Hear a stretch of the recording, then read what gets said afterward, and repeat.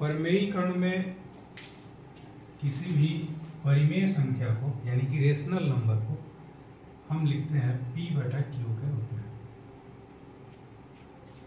और p/q के रूप में कोई भी रेशनल नंबर जब लिखा जाता है तो कोई ऐसा रेशनल नंबर या कोई ऐसा नंबर, रेशनल नंबर इसको नहीं कहेंगे, कोई ऐसा नंबर जिसको p/q के रूप में लिखा गया हो और इस नंबर का हर यदि करणी के रूप में हो तो उस स्थिति में इसके हर के करणी के मान को हटाने का जो प्रोसेस है उसी को ही हम परमेयीकरण कहते हैं।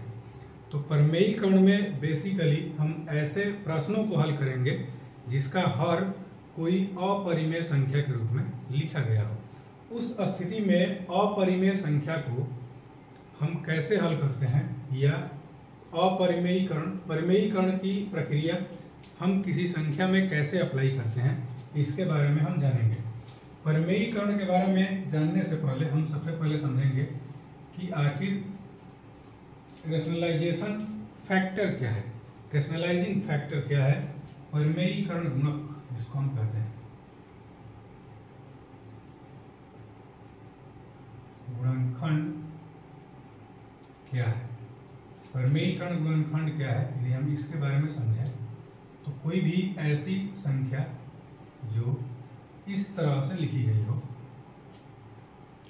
p/q के रूप में, लेकिन उसका हर जो हो, अंश या हर में से कोई, खास करके हर रूट के अंदर हो, यानी कि एक अपरिमेय संख्या के रूप में हो, तो उस स्थिति में इस अपरिमेय संख्या को परिमेय बनाने के लिए जिस संख्या से हमें इसमें गुणा करना होगा वो संख्या, यदि हम इसमें √3 से फिर से यदि गुणा करें तो ये जो मान आएगा वो आ जाएगा √9 और √9 का वर्गमूल जो होगा वो होगा 3।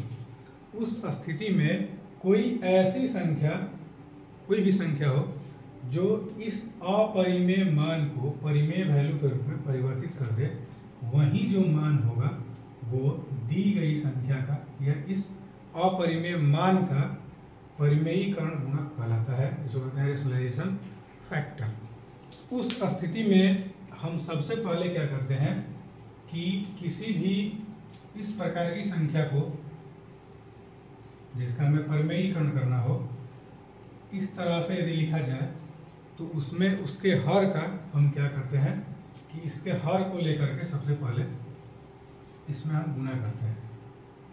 उदाहरण के तौर पे यदि हम देखें तो जैसे हमारे पास कोई एक संख्या है 2/√3, यदि हम इसका परिमेयीकरण करना चाहें तो उस स्थिति में हमें सबसे पहले ये पता करना होगा कि इसका जो हर है √3, इसका परिमेयीकरण गुणक क्या है, रेशनलाइजिंग फैक्टर क्या है। तो इसका रेशनलाइजिंग फैक्टर जो होगा वो √3 ही होगा। इस तरह की कोई भी संख्या आएगी जिसमें रूट के अंदर कोई मान देगा जिसका हम वर्गमूल नहीं निकाल सकते, तो वही मान जो होगा वो उस संख्या का परिमेयीकरण गुणक कहलाएगा। अब इसी संख्या के परिमेयीकरण गुणक को लेकर के इसके ऊपर और इसमें नीचे हम गुणा कर देते हैं। यदि हम इसमें गुणा करें तो ये होगा 2√3 और नीचे जो होगा वो होगा √9। तो यहाँ पे होगा 2√3, 9 का यदि हम वर्गमूल निकालें तो ये होगा 3। इस तरह से हम इस मान के हर को यहाँ पे हमने रूट के अंदर से हटा दिया, यानी कि उसका अपरिमेय मान जो है वो चेंज हो गया। ऊपर यानी कि अंश में क्या मान है इससे हमें कोई फर्क नहीं पड़ता, लेकिन हर का जो मान है वो हमें इस तरह से हल करना है इसको कि उसका हर में कोई भी अपरिमेय वैल्यू न बचे। अब यदि हमारे पास कोई ऐसा मान हो जो इस तरह से दिया गया हो, तो इस मान का यदि हम परिमेयीकरण गुणक खोजें तो हमें एक ऐसा मान खोजना होगा जिस मान से इस संख्या में या इस मान में यदि हम गुणा करें तो ये एक परिमेय संख्या बन जाए। तो ऐसा मान जो होता है, यदि इसका चिन्ह माइनस में है तो इसके अपोजिट चिन्ह वाला मान जो होता है वो इसका परिमेयीकरण गुणक कहलाता है। और यदि यहाँ पे प्लस है तो यहाँ पे माइनस हो जाएगा इसका परमेयीकरण गुणक। उस स्थिति में यदि हम इसको गुना करें तो ये होगा a minus B into A plus B, सूत्र के अनुसार ये होगा a square minus B square. तब हम इसमें करेंगे तो ये होगा 3 और ये होगा 1, तो ये एक आ जाएगा परिमेय वैल्यू। इस तरह से इसके हर का यदि हम परमेयीकरण गुणक खोजें तो उस स्थिति में इसका जो मान होगा वो इसके चिन्ह के पॉजिटिव वैल्यू के बराबर होगा, और उसी से हम इसमें गुना कर देते हैं। और गुना करने का केवल एक ही उद्देश्य है कि उसके हर में कोई अपरिमेय वैल्यू यहाँ पे ना रहे। उस तरह से यदि हम इसमें गुना करें तो ऊपर इसमें होगा √3 + 1, नीचे इसमें हो जाएगा √3 का होल स्क्वायर माइनस 1 का स्क्वायर। तो यहाँ पर होगा √3 + 1, ये होगा 3 - 1, तो √3 + 1/2, जिसमें इसका हर जो है वो अपरिमेय संख्या अब नहीं रहा, ये एक परिमेय संख्या के रूप में परिवर्तित हो चुका है। इस तरह से यदि हम किसी संख्या का मान निकालें तो यह जो प्रोसेस है, इसमें जो विधि इस्तेमाल की गई है, इसी को हम कहते हैं परमेयीकरण। तो परमेयीकरण की प्रक्रिया से कुछ विशेष प्रकार के सवालों को हम हल करते हैं। आखिर हमें ये पता करना हो कि आखिर हम किस प्रकार के प्रश्नों को हम परमेयीकरण के रूप में हल करेंगे, तो उसमें केवल एक ही बात याद रखना है कि ऐसा कोई मान दिया हो जिसमें हर अपरिमेय संख्या के रूप में लिखा गया हो, तो उस स्थिति में उसके मान का परमेयीकरण करना आवश्यक हो जाता है। अब यदि हम देखें, जैसे यदि हमारे पास दिया है √3 - 1 √3 + 1, यदि हम इसको हल करें या इसका परमेयीकरण करें तो उस स्थिति में हम क्या करेंगे कि इसके हर को हम लेंगे और इसके चिन्ह को हम चेंज कर लेंगे। यहाँ पे यदि चिन्ह इसका प्लस में है तो यहाँ पे हम ऊपर और नीचे दोनों स्थितियों में माइनस का चिन्ह लिख करके इसमें गुना कर देंगे। अब यदि हम इसमें गुना करें तो उस स्थिति में यदि हम इसको देखें दोनों को, तो ऊपर दोनों सेम वैल्यू है और नीचे जो है वो एक प्लस में वैल्यू आ रहा है तो एक माइनस में आ रहा है। इसको यदि हम आपस में गुना करें तो ये टूटेगा a² - b² के सूत्र पर, और a² - b² के सूत्र पर यदि हम नीचे वाले को तोड़ें तो ये होगा 3 - 1, ऊपर a - b का होल स्क्वायर अप्लाई होगा, तो ये होगा √3 का स्क्वायर माइनस 2 गुना √3 गुना 1 जो 1 का स्क्वायर, तो ये होगा 3 - 2√3 + 1/2। इसमें ध्यान रखना ये है कि हम किसी अपरिमेय वैल्यू में किसी परिमेय वैल्यू से गुणा करते हैं तो परिमेय वैल्यू को हम बाहर लिखते हैं, अपरिमेय वैल्यू के पहले 3 और 1 को हम जोड़ें तो ये होगा 4 - 2√3/2। अब इन मानों को हम इसको इसमें नहीं जोड़ सकते क्योंकि इसमें अपरिमेय वैल्यू है। इस परिमेय वैल्यू को हम परिमेय वैल्यू के साथ ही जोड़ सकते हैं या घटा सकते हैं। इसके अलावा इन दोनों में हम 2 को कॉमन ले लें तो यह आएगा 2 - √3/2, ये कटेगा, जो होगा 2 - √3 जो इसका। अब इसका यदि हम परमेयीकरण करें तो कैसे करेंगे? उस स्थिति में इस प्रकार के प्रश्नों को हल करते समय हम क्या करेंगे कि दोनों ओर के प्रश्नों का हम परमेयीकरण करते हैं। तो यहाँ से हम गुना करेंगे 3 - √5 से, यह होगा 3 - √5। यहाँ से हम इसका यदि परमेयीकरण करें तो यह होगा 7 - 3√5, नीचे है 3 - √5, इसमें हम गुना करेंगे 3 + √5 बटा 3 + √5। अब नीचे यदि हम देखें तो a + b a - b, ये हो गया a² - b² जो होगा यहाँ पे 3 का स्क्वायर माइनस √5 का स्क्वायर। लेकिन यदि हम ऊपर के मान को देखें तो सबसे पहले इस प्रकार के मानों को हल करते समय हम 7 से इन दोनों मानों में गुना करते हैं, फिर 3 √5 से इसमें हम गुना करते हैं। वही प्रोसेस हम इसमें भी अपनाते हैं। यहाँ पे होगा 3 का स्क्वायर माइनस √5 का स्क्वायर, और यहाँ से यदि हम गुना करें तो सबसे पहले 7 से इसमें गुना करेंगे,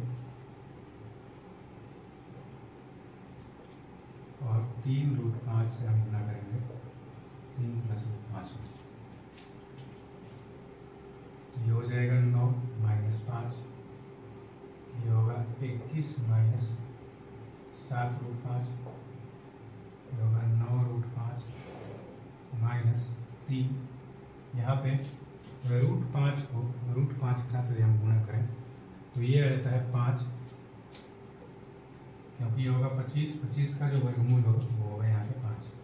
इसी तरह से यदि हम इसमें गुना करें तो ये होगा 21 + 7√5 माइनस यहाँ पर होगा 9√5, माइनस माइनस यहाँ पे प्लस हो माइनस होगा, माइनस प्लस यहाँ पे माइनस होगा, और 3 √5 में √5 से गुना करेंगे तो ये होगा 5।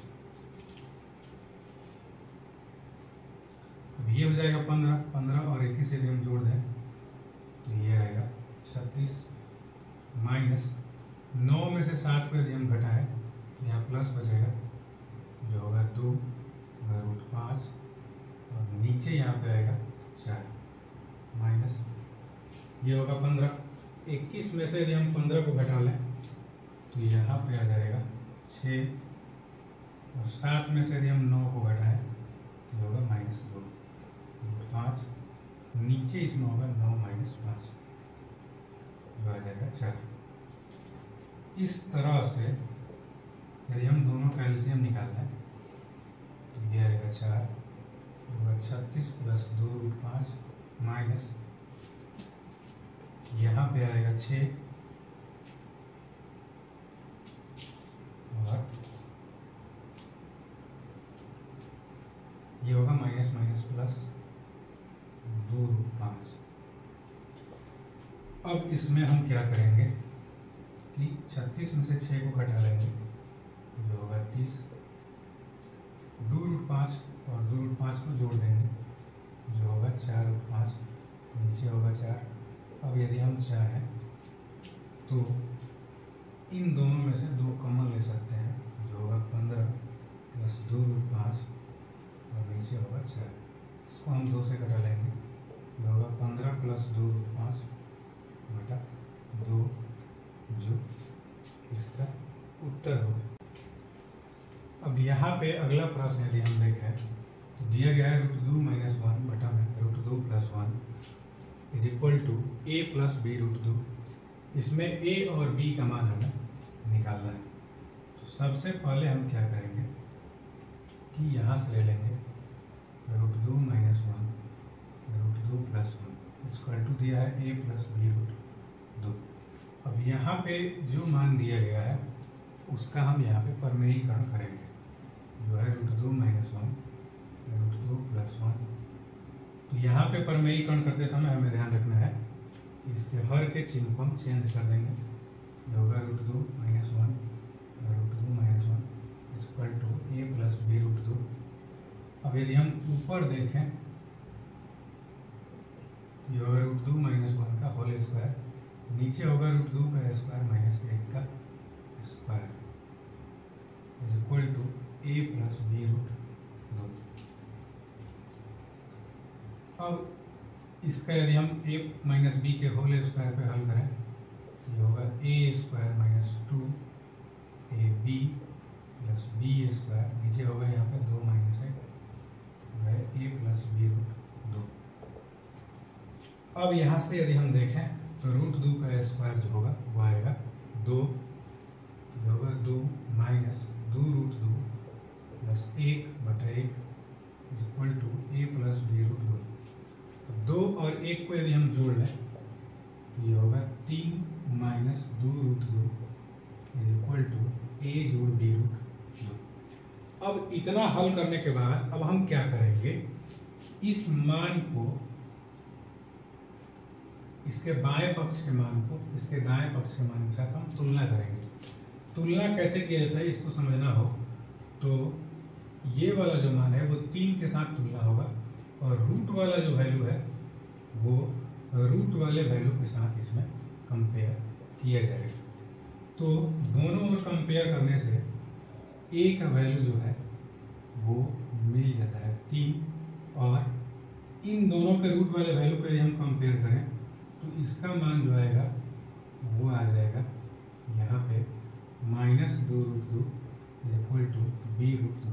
तो ये हम कटा लेंगे, b का मान होगा यहाँ पे। अगला प्रश्न जो दिया गया है उसमें दिया गया है कि यदि x बराबर 2 - √3 हो तो x - 1/x का होल क्यूब का मान हमें निकालना है। तो यहाँ से यदि हम इसको हल करें तो x का मान दिया गया है 2 - √3। यहाँ से हमें निकालना है x - 1/x। तो x का वैल्यू यहाँ पे ऑलरेडी दे चुका है, तो हमें ये खोजना है कि आखिर 1/x का वैल्यू इसमें क्या होगा। तो 1/x का वैल्यू निकालें तो ये होगा 1/2 - √3। अब हम इसका परमेयीकरण कर लेंगे। इसका परमेयीकरण करें तो यहाँ हमें प्लस से ऊपर नीचे गुना करना पड़ेगा। प्लस से गुना करें तो ऊपर यहाँ पर होगा 2 + √3, नीचे यहाँ पर होगा 2 का स्क्वायर -√3 का स्क्वायर, तो होगा 2 + √3 और नीचे यहाँ पे आ जाएगा 4 - 3। तो ये हो जाएगा कुल मिला के 2 + √3। अब यहाँ से हमें निकालना है x - 1/x का होल क्यूब। x का वैल्यू हमारे पास दिया गया है 2 - √3 माइनस और 1/x का जो वैल्यू आया है वो आया है 2 + √3। इन दोनों का हमें होल क्यूब यहाँ पे निकालना है। तो होल क्यूब यदि हम निकालें, इसके पहले यदि हम कोष्ठ तोड़ें तो ये आ जाएगा 2 - √3 का होल क्यूब। इसमें से ये कट जाएगा, ये होगा -2√3 का होल क्यूब। यदि हम इसका क्यूब करें और 2 का यदि हम क्यूब करें तो ये होगा 8। 3√3 का यदि हम क्यूब करें तो होगा √3 गुना √3 गुना √3। इन दोनों का आपस में गुना करें तो हमें मिलेगा 3। ये होगा 3 और ये होगा √3। अब ये हो जाएगा -24√3। इस तरह से इस प्रकार के सवालों को हल कर सकते हैं। अब यहाँ पे हमें अंतिम सवाल बनाना है जो इस चैप्टर का सबसे महत्वपूर्ण सवाल है। इस सवाल को यदि हम देखें तो इसमें दिया गया है 1/√7 प्लस √6 माइनस √13। इस प्रकार का प्रश्न यदि दे तो उसमें हमें कैसे हल करना है इसको हम समझेंगे। सबसे पहले हमें ये ध्यान रखना है कि कोई दो ऐसा वैल्यू होगा जिसको हम जोड़ेंगे तो एक तीसरे वैल्यू के बराबर आएगा। यदि हम इन दोनों मानों को आपस में जोड़ें तो 13 के बराबर आएगा। उस स्थिति में हम क्या करेंगे कि जो दो छोटे मान हैं उनको हम एक साथ यहाँ पे लिखेंगे और बड़े मान को यहाँ पे अलग लिख लेंगे। अब इसका हम परमेयीकरण करेंगे। हम इसको पहला वैल्यू लेंगे, इसको दूसरा वैल्यू लेंगे। अब यदि हम इसका परमेयीकरण करें तो ये होगा √7 प्लस √6। यहाँ पे ध्यान रखना है, इसका चिन्ह हमें चेंज कर देना है और यहाँ पे होगा √7 प्लस √6 प्लस √13। इस तरह से यदि हम ऊपर देखें तो ये होगा √7 प्लस √6 प्लस √13 और नीचे वाले वैल्यू को यदि हम देखें तो ये होगा a minus b a plus b। तो ये होगा a² माइनस b का स्क्वायर। अब यहाँ से यदि हम तोड़ें तो इसको हम तोड़ेंगे a प्लस b के होल स्क्वायर के रूप में, जो होगा a² plus b² plus 2ab और ये वाला जो हमारा है वो है -13। ऊपर का वैल्यू उसमें वैसा ही रहेगा जैसा उसमें आया। अब अब यहाँ से √7 का यदि हम स्क्वायर करें तो होगा 7, √6 का स्क्वायर करें तो होगा 6, 7 और 6 जोड़ेंगे तो होगा 13, प्लस इसमें यदि हम देखें तो 2√42 माइनस यहाँ पे आएगा 13 से 13 को हम घटा सकते हैं, यहाँ बचेगा √7 प्लस √6 प्लस √13। अब इसमें मान जो आया वो आ गया हमारे पास √7 प्लस √6 प्लस √13 बटा 2√42। अब इस प्रश्न को यदि हम ध्यान से देखें तो इसमें हर जो है वो रूट के अंदर है, तो यहाँ पे भी हमें इसका परमेयीकरण करना पड़ेगा। अब यहाँ से हम केवल 42 को ऊपर नीचे गुना कर लेंगे रूट के अंदर, तो 42 इंटू 42 रूट में यह होगा 42, और ऊपर यदि हम गुना करें तो 42 इंटू 7। तो यहाँ पे हमें याद रखना है कि 42 को हम लिखा था 7 गुना 6, तो यहाँ से लिख सकते हैं 42 को 7 गुना 6 और एक 7 और है, यहाँ से हम इसको लिख सकते हैं 6 गुना 6 गुना 7, क्योंकि 42 को लिखेंगे 6 गुना 7 और एक 6 यहाँ पे ऑलरेडी है। इसको यदि हम लिखें तो लिख सकते हैं 13 गुना 42।